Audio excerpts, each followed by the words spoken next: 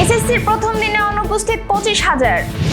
গুপ্ত লেখা নিয়ে দুই গ্রুপের সংঘর্ষ। বাংলাদেশের বৈদেশিক ঋণ কত জানালেন অর্থমন্ত্রী। 1.5 মাসের শিশু নিয়ে কারাগারের যুব মহিলা লীগ নেত্রী। প্রতিবন্ধীর মুখে হাসি পেলেন কৃত্রিম পা। তারেক রহমানের যশোর আগমন উপলক্ষে প্রচার মিছিল। ইরান যুক্তরাষ্ট্র আলোচনার সম্ভাবনা, ইসলামাবাদে পৌঁছাতে পারেন ভ্যান্স ও গালিবাফ। দর্শক, আমাদের রাতের আয়োজনে আপনাদের সাথে আছে আমি প্রত্যাশা আক্তার নিশা। শুনছিলেন প্রধান শিরোনাম, এছাড়াও রয়েছে অন্যান্য বিভিন্ন গুরুত্বপূর্ণ খবর। বিস্তারিততে যাওয়ার আগে আপডেট খবর পেতে গ্রামের কাগজের ইউটিউব চ্যানেল সাবস্ক্রাইব এবং ফেসবুক পেজ ফলো করে রাখুন। সারা দেশে এসএসসি ও সমমান পরীক্ষার প্রথম দিনেই উল্লেখযোগ্য সংখ্যক শিক্ষার্থীর অনুপস্থিত ছিল। মোট 25,408 জন পরীক্ষার্থী এদিন পরীক্ষায় অংশ নেয়নি। মঙ্গলবার আন্তঃশিক্ষা বোর্ড সমন্বয় কমিটির সভাপতি এবং মাধ্যমিক ও উচ্চ মাধ্যমিক শিক্ষা বোর্ড ঢাকা চেয়ারম্যান অধ্যাপক ডক্টর খন্দকার এহসানুল কবিরের সই করা বিজ্ঞপ্তিতে এসব তথ্য জানানো হয়।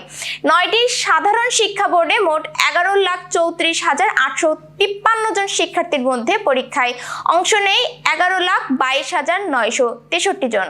অনুপস্থিত ছিল 11,890 জন। এর মধ্যে ঢাকা বোর্ডে 2,746 জন, রাজশাহীতে 1,759 জন, কুমিল্লায় 1,425 জন, যশোরে 1,441 জন এবং চট্টগ্রামে 1,003 জন পরীক্ষায় অংশ নেয়নি। এছাড়া সিলেটে 674 জন, বরিশালে 911 জন, দিনাজপুরে 1,178 এবং ময়মনসিংহ বোর্ডে অনুপস্থিত ছিল 753 জন। গুপ্ত লেখা নিয়ে চট্টগ্রামের সরকারি সিটি কলেজে দুই গ্রুপের মধ্যে সংঘর্ষের ঘটনা ঘটেছে। মঙ্গলবার সকালে এক দফা সংঘর্ষের পর বিকেলে আবারও সংঘর্ষের জড়ায় দুটি পক্ষ। এ সময় ইট পাটকেল নিক্ষেপের ঘটনা ঘটে। এ পরিস্থিতিতে কলেজের ক্লাস ও নির্ধারিত পরীক্ষা স্থগিত ঘোষণা করা হয়। তবে জাতীয় বিশ্ববিদ্যালয়ের অধীনে ডিগ্রি দ্বিতীয় বর্ষ এবং মাস্টার্সের পরীক্ষা হয়েছে। জানা গেছে, কলেজের ভবনে দেয়ালে একটি গ্রাফিতি রয়েছে, যার নিচে লেখা ছিল ছাত্র রাজনীতি ও ছাত্রলীগ মুক্ত ক্যাম্পাস। সোমবার রাতে কলেজের শিক্ষার্থী আব্দুল্লাহ আল মামুনের নেতৃত্বে কয়েকজন সেখানে গিয়ে গ্রাফিতি থেকে ছাত্র শব্দটি মুছে দেন। এর পরিবর্তে উপরে লিখে দেন গুপ্ত। বিষয়টি নিয়ে কলেজ ক্যাম্পাসে বিতণ্ডার জেরে মঙ্গলবার সকালে প্রথম দফায় সংঘর্ষে জড়ায় দুই দল। সকালে সংঘর্ষের পর বিকেলে 4টার দিকে আবারও সংঘর্ষে জড়ায় দুটি পক্ষ। জাতীয় সংসদের প্রশ্ন উত্তর পর্বে বিদেশি ঋণের বর্তমান স্থিতি এবং তা পরিশোধের সার্বিক চিত্র তুলে ধরেছেন অর্থমন্ত্রী আমির খসরু মাহমুদ চৌধুরী। দেশের অর্থনৈতিক স্থিতিশীলতা বজায় রাখার ক্ষেত্রে বর্তমান সরকার কতটা প্রতিশ্রুতিবদ্ধ তা স্পষ্ট করতে গিয়ে তিনি এই পরিসংখ্যান তুলে ধরেন। মঙ্গলবার জাতীয় সংসদে ব্রাহ্মণবাড়িয়া 2 আসনের স্বতন্ত্র সংসদ সদস্য রুমিন ফারহানার প্রশ্নের জবাবে এই তথ্য জানান তিনি। অর্থমন্ত্রী বলেন চলতি বছরের ফেব্রুয়ারি মাস পর্যন্ত হিসাব অনুযায়ী বাংলাদেশ সরকারের বৈদেশিক ঋণের মোট স্থিতি দাঁড়িয়েছে 78,067.20 মিলিয়ন মার্কিন ডলারে। এছাড়া বর্তমান সরকার দায়িত্ব গ্রহণের পর থেকে এখনো পর্যন্ত 90.66 মিলিয়ন মার্কিন ডলার সমপরিমাণ বৈদেশিক ঋণ সফলভাবে পরিশোধ করেছে। 1.5 মাস আগে কাইফা ইসলাম সিমরান নামের এক কন্যা সন্তানের মা হন যুব মহিলা লীগ নেত্রী শিল্পী বেগম। সিজারের সেই ক্ষত এখনো শুকায়নি। এর মধ্যে বৈষম্য বিরোধী ছাত্র আন্দোলনে রাজধানীর তেজগাঁও থানার বিস্ফোরক আইনের একটি মামলায় গ্রেফতার হয়েছেন তিনি। এ মামলায় 1.5 মাসের কন্যা সন্তানকে বুকে নিয়ে ও পেটে বেল্ট বেঁধে কাঁদতে কাঁদতে কারাগারে গেলেন শিল্পী। মঙ্গলবার ঢাকার অতিরিক্ত মেট্রোপলিটন ম্যাজিস্ট্রেট আওলাদ হোসেন মোহাম্মদ জোনায়েদ শুনানি শেষে জামিন নামঞ্জুর করে এ আদেশ দেন। এদিন দুপুর 2টার দিকে তাকে ঢাকার চিফ মেট্রোপলিটন ম্যাজিস্ট্রেট আদালতে হাজির করা হয়। এরপর মামলা তদন্ত কর্মকর্তা উপপরিদর্শক শেখ নজরুল ইসলাম আসামিকে কারাগারে আটক রাখার আবেদন করেন।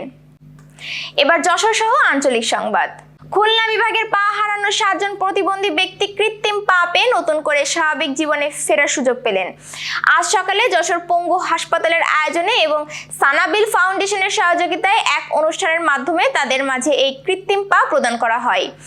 উপকারভোগীদের মধ্যে রয়েছেন যশোরের নোয়াপাড়ার অহিদুজ্জামান ও শাহসার নুরুজ্জামান, খুলনার তরিকুল ইসলাম ও শিরিন আক্তার, সাতক্ষীরার রেজাউল ইসলাম এবং জীবননগরের মমিনুর রহমান। তারা বিভিন্ন সময়ে সড়ক দুর্ঘটনার রোগ বা অপচিকিৎসার কারণে পা হারিয়ে কর্মক্ষমতা হারিয়ে ফেলেছিলেন।